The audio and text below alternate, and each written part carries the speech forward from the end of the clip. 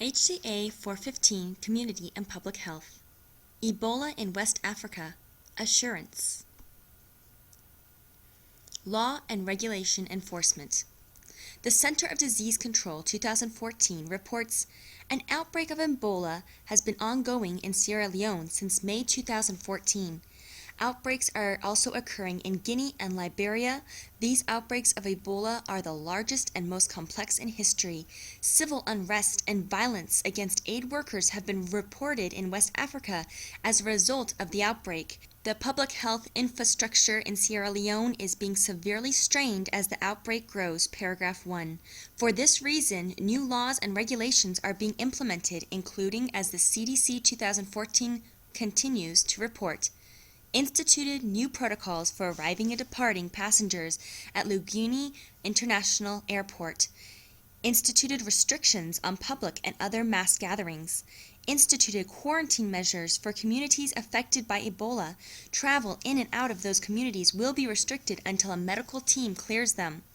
Authorized house-to-house searches to locate and quarantine Ebola patients and requires all deaths to be reported before burial. Authorized police and military personnel to help enforce these and other prevention and control measures. Required local health officials to establish laws to support Ebola prevention efforts. Paragraph BBC News Africa 2014 reports another regulation in Ebola Guinea outbreak reaches capital Conakry. In 2014, there was an outbreak of the Ebola virus in Guinea. In response, the health ministry banned the sale and consumption of bats, thought to be carriers of the disease. Despite this measure, the virus virtually spread from rural areas to Conakry. Paragraph 4. Linking health services with individuals. In the report, Ebola virus disease outbreaks in West Africa, important information for travelers, patients, and consumers, the Australian Government Department of Health states in regards to linking health services with individuals at risk for being infected with Ebola, the World Health Organization, the United States, and other non-government organizations, as well as health and military organizations of some countries, are working with the ministries of health in affected countries to provide personnel, systems, and build infrastructure to minimize the risk of spread and treat and find all cases. Paragraph 30. Also working with the efforts to link health services with individuals at risk of contacting Ebola are Doctors Without Borders, providing medical care to people in nearly 70 countries worldwide.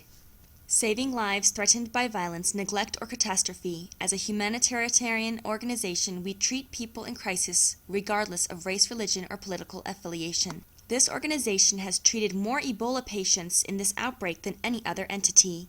The Economic Community of West African States and the World Bank Group have pledged aid money, and the Food World Program announced plans to mobilize food assistance for an estimated of 1 million people living in restricted access areas. Several non-governmental organizations have provided assistance in the efforts to control the spread of disease. Medical Corps, the International Medical Corps, which conducts healthcare training, relief, and development programs, is focused on responding to the outbreak. UNICEF, the United Nations Children's Agency, is focused on distributing equipment and educating families in West Africa about how to protect themselves. Save the Children says that donations will go towards training teachers, health workers, nurses, and local organizations on prevention measures. International Red Cross, which has a history with Liberia, says it plans to send additional staff members. Partners in Health is an organization looking for healthcare professionals to join its staff as well as volunteers for short and long-term positions. AmeriCare, the organization, says it will direct its resources towards sending emergency aid, including masks, protective clothing, and disposable gowns to Sierra Leone, Liberia, and other West African countries. Assure competent workforce. Frist et al. 2013 accounts for the importance of competent workforce in community and public health. By building a competent team of public health professionals, particularly adept in emergency services, this fulfills public health's third main function of assurance, section 11.4. Building a competent team of health professionals, however, has been proving difficult for this large-scale Ebola outbreak. K. Hinshaw, 2014, reports in Lack of Qualified Staff Hurts Ebola's Fight in Africa. Liberia has about 50 doctors, before the Ebola outbreak began. At least 4 of them died from the disease. The U.S. government and its allies combating Ebola in West Africa have been frantically recruiting health workers to care for thousands of suffering from the killer virus. But while more people are volunteering, finding enough qualified personnel has proven difficult. The U.S. Centers for Disease Control and Prevention says it aims to as many as 50 people a week at a course it developed based on the one run by Doctors Without Borders to help get more medical staff to West Africa. Teams from Doctors Without Borders always cared for patients. Now Doctors Without Borders is overwhelmed, and a 2-day training course it runs in Brussels for 40 people every week is full. Evaluation of population-based health services. Despite the great efforts made to manage the Ebola outbreak, the effectiveness, accessibility, and quality of medical services in Guinea and throughout West Africa are severely lacking. Effectiveness. The International Business Journal 2014 reports in Ebola Outbreak, Afflicted Resort to Witch Doctors, Locals Believe Virus is a Western Conspiracy. As doctors, health workers, and other medical volunteers race to cure the infected and curb the spread of the virus, they are actually being blamed by the locals for Ebola's outbreak. Instead of going to them, the sick turn to the witch doctors for treatment. The locals' non-belief to promise of potential treatment offered by professional medical staff is criticized when the latter returns themselves to get sick. Based on data from the World Health Organization, there are now over 1,300 people in Guinea, Liberia, and Sierra Leone sick with Ebola since March. At least 729 have died. Among the afflicted and dead were dozens of local health workers as well as top Ebola doctors in Sierra Leone and Liberia. Because of this, people appear to have more confidence in witch doctors, the New York Times reported. Moreover, the locals believe the virus is just a Western conspiracy, or worse, that it really doesn't exist at all. Paragraph 1. Accessibility. Larson and Maria report in As World Leaders Pledge Aid, Delays Mean Ebola Clinics Must Turn Sick Away. The existing bed capacity for Ebola patients in Liberia, Sierra Leone, and Guinea, and Nigeria is about 820. Well short of the 2,900 beds that are currently needed, according to the World Health Organization. Recently, 737 beds were pledged by countries, yet even after the promised treatment facilities are built, they will still be at least 2,100 beds short. The shortage of healthcare workers is also great. The World Health Organization has estimated that 1,000 to 2,000 international health workers are needed in West Africa. More than local 200 health workers have died of Ebola trying to save patients. Complicated recruitment efforts. Paragraph 8. Quality. Forrester et al. 2014 reports the appalling conditions in which the West African medicine operates. In August of 2014, an assessment of Ebola virus disease, healthcare infrastructure, and preparedness, 4 countries, southeastern Liberia. Supplies of non-sterile gloves and sterile obstetric and surgical gloves were depleted or absent in all 4 countries. Hand-washing stations rarely were available in the facilities assessed, and if available, were typically located only in operating theaters. Hand-washing stations in most healthcare settings consisted of water jugs, and even these were scarce.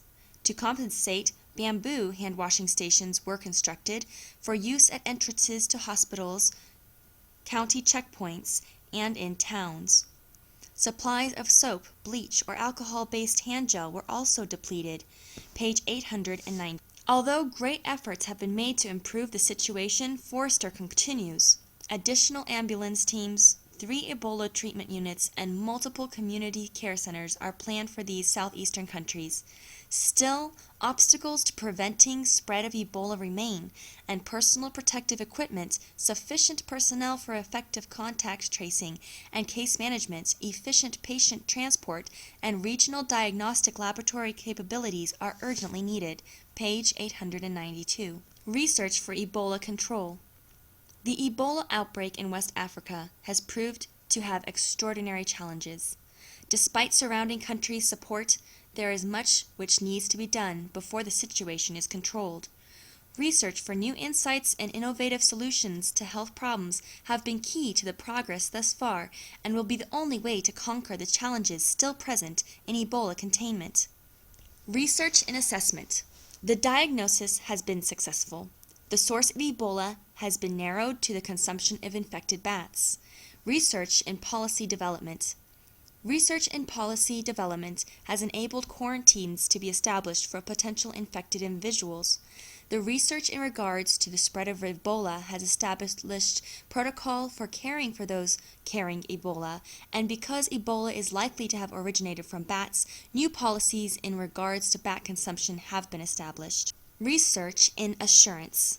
Ensuring competent and public personal healthcare workforce has been a struggle with the multitude of Ebola cases. Also, the West African locals are mistrusting of healthcare professionals and have been turning to witch doctors for care. The research done in regards to this mistrust will help future efforts to reach infected locals. There is still a lot of work needing to be done to control Ebola. The Center of Disease Control and Prevention reports that there is little that can be done to aid in the ratifying of Ebola from an individual. The following basic interventions, when used early, can significantly improve the chances of survival: providing intravenous fluids and balancing electrolytes, maintaining oxygen status and blood pressure, treating other infections if they occur.